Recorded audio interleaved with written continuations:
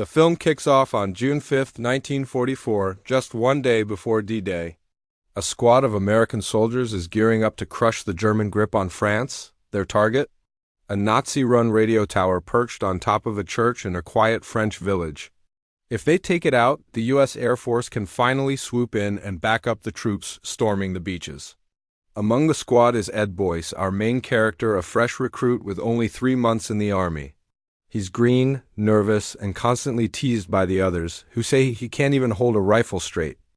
But Boyce doesn't let the mockery get to him. He's locked in on the mission. As they approach their target, disaster strikes. German forces unleash a barrage of bullets and explosions on their aircraft.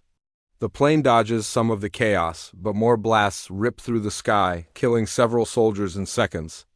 A red light flashes, it's go time. The surviving men jump out with parachutes, but the nightmare continues. Most are blown apart mid-air. Boyce somehow survives. He crashes into a river and claws his way to safety. Soon he reconnects with Corporal Ford, his commanding officer. Together they sneak into the village and find 3 other survivors, Tibbet, Chase, and Dawson.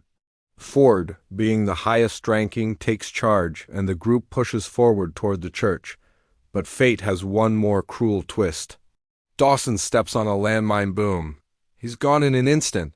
The team is shattered by the loss, stunned and grieving, but they grit their teeth and press on. The mission isn't over yet. As the soldiers creep through the woods toward the village, they suddenly spot a young French woman, Chloe.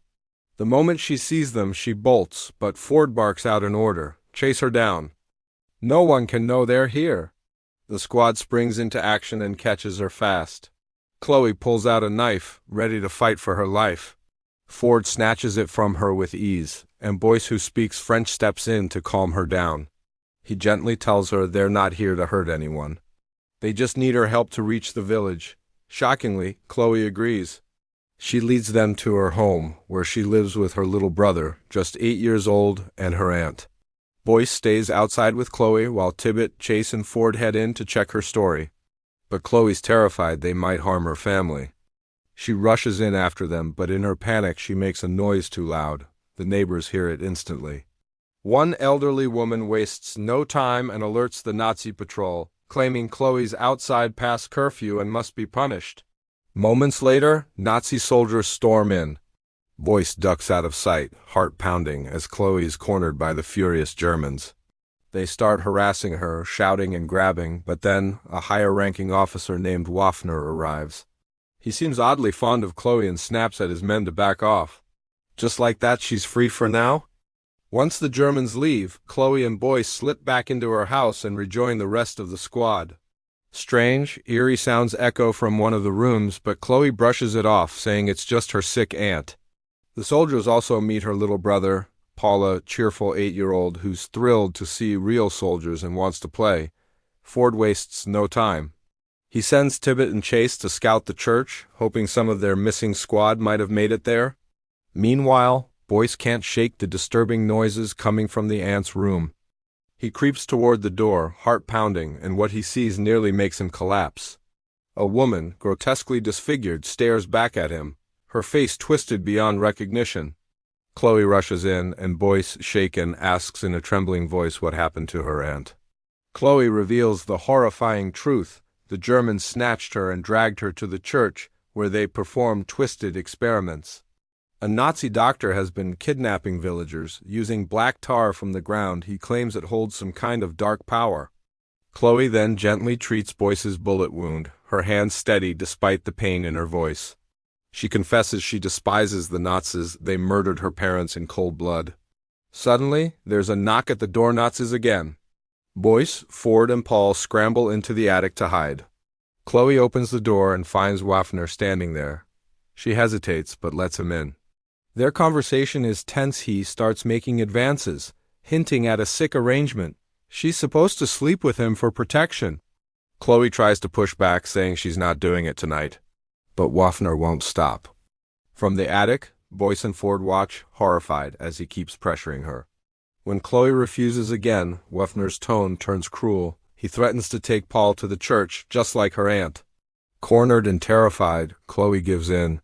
and Waffner tries to force himself on her. Upstairs, Boyce is burning with rage.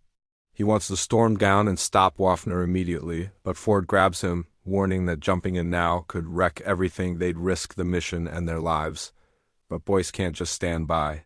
He breaks free and charges downstairs, gun raised, aiming it straight at Waffner's head. Ford follows and joins the fight. He unleashes a brutal beating, fists flying until Waffner is down cold.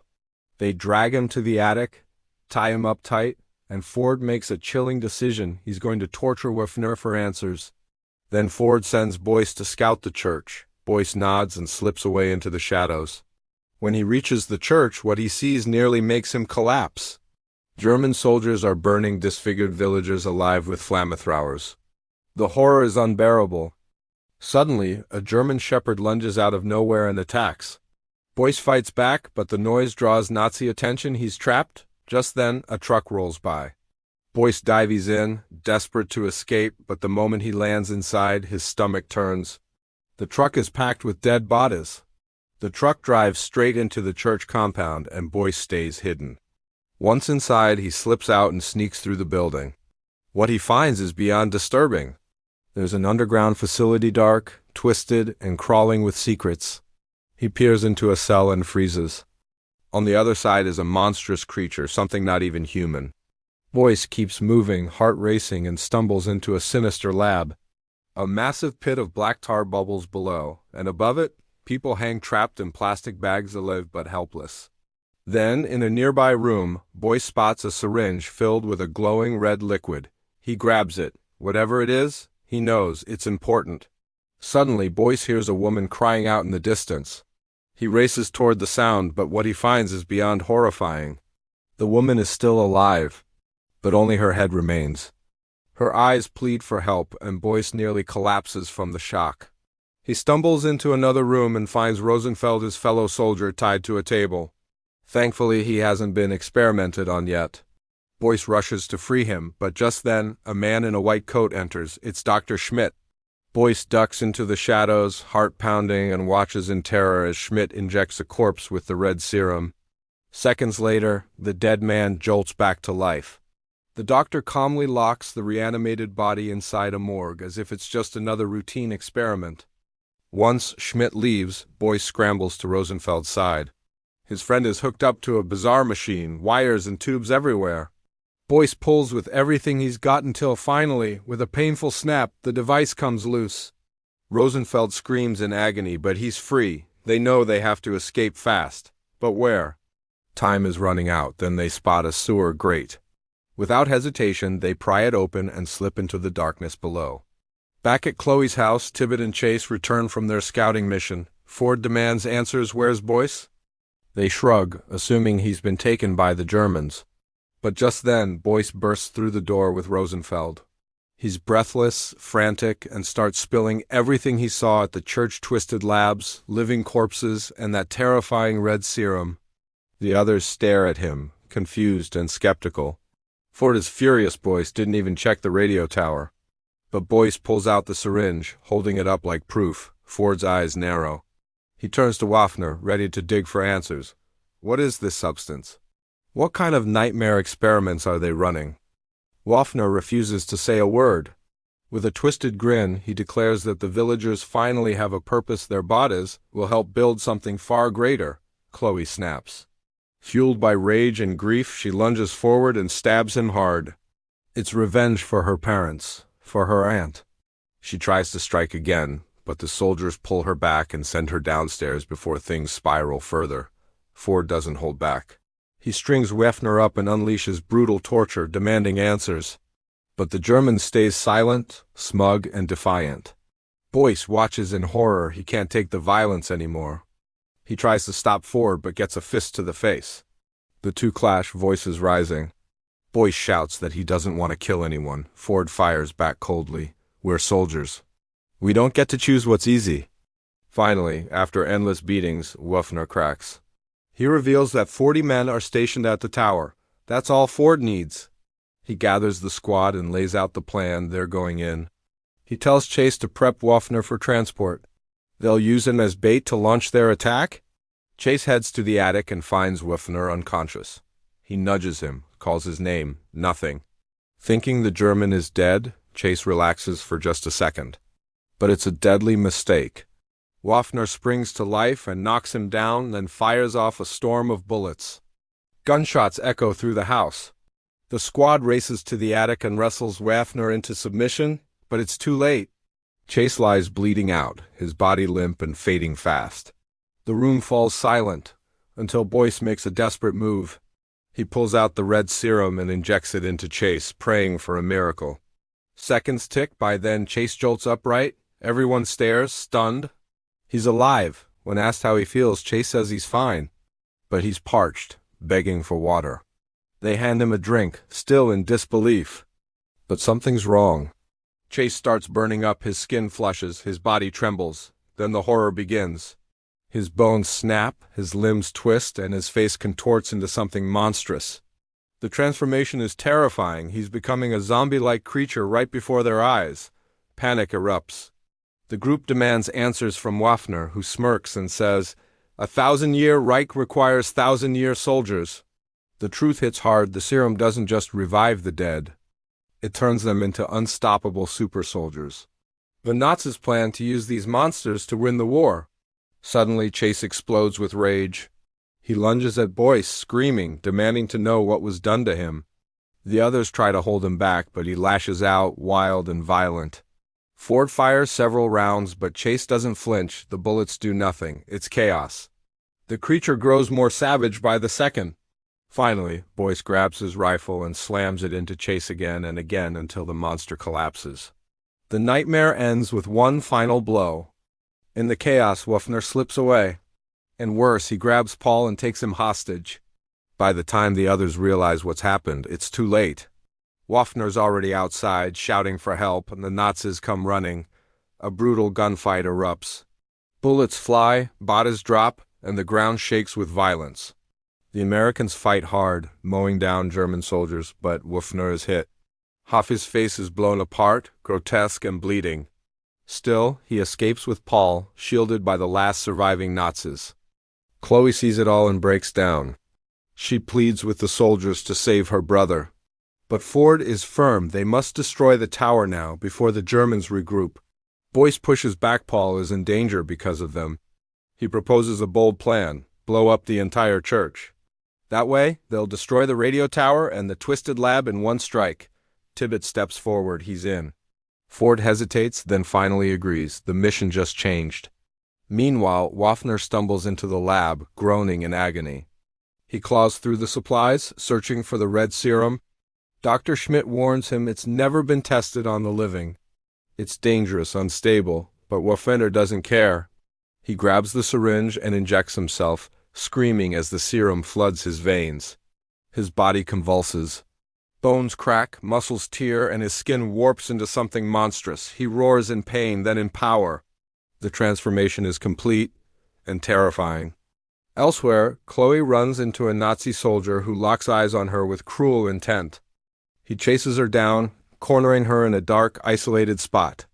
Just as he tries to assault her, Chloe starts laughing cold, fearless. The soldier freezes, confused, and then bam! Ford knocks him out cold. Moments later, a vehicle pulls up to the church, and inside is the same man, mouth duct taped shut. The Nazis swarm around, confused and suspicious.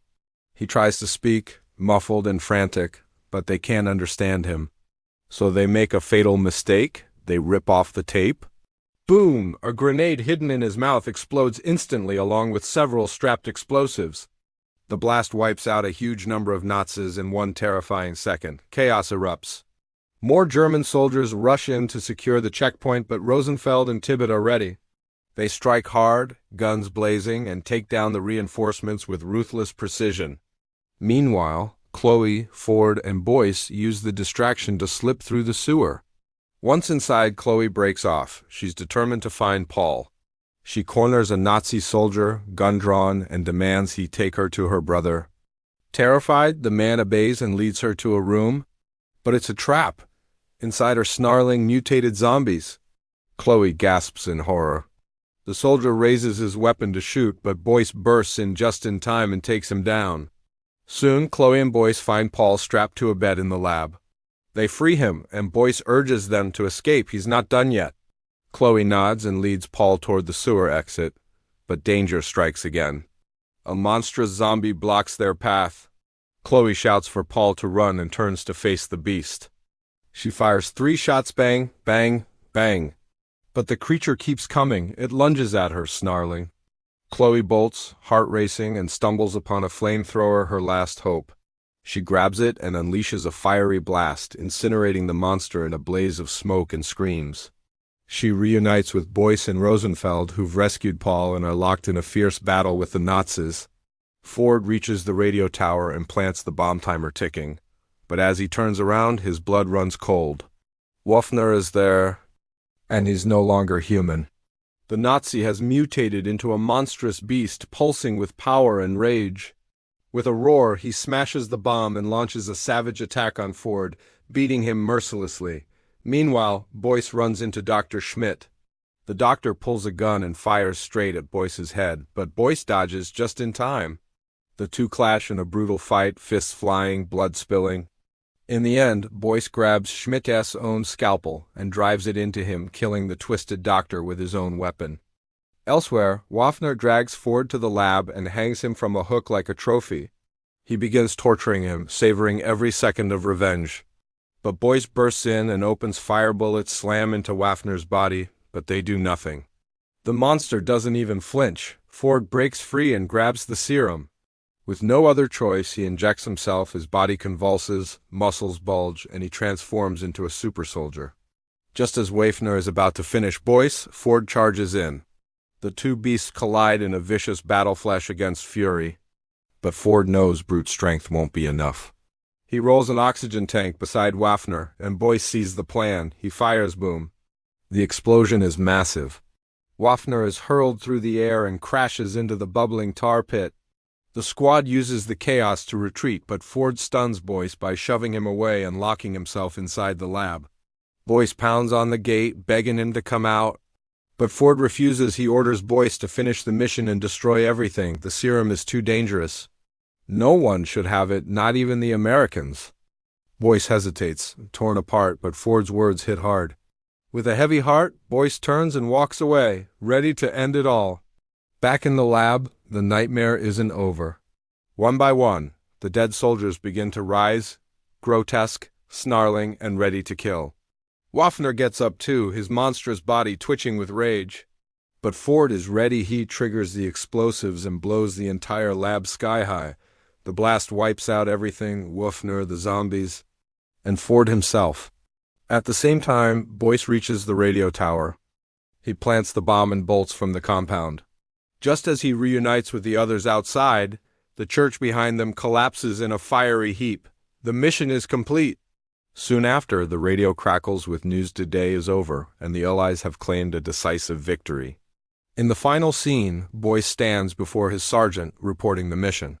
He credits Ford for the bold move to destroy the church, and the officer nods, clearly impressed. But then comes the question, was there really an underground lab beneath the church? Boyce pauses, then lies. He says he saw nothing but the radio station. The sergeant believes him without hesitation. The movie closes with one last twist. The sergeant informs Boyce that they won't be heading home. They're being reassigned somewhere else. The war isn't done. And neither is the horror.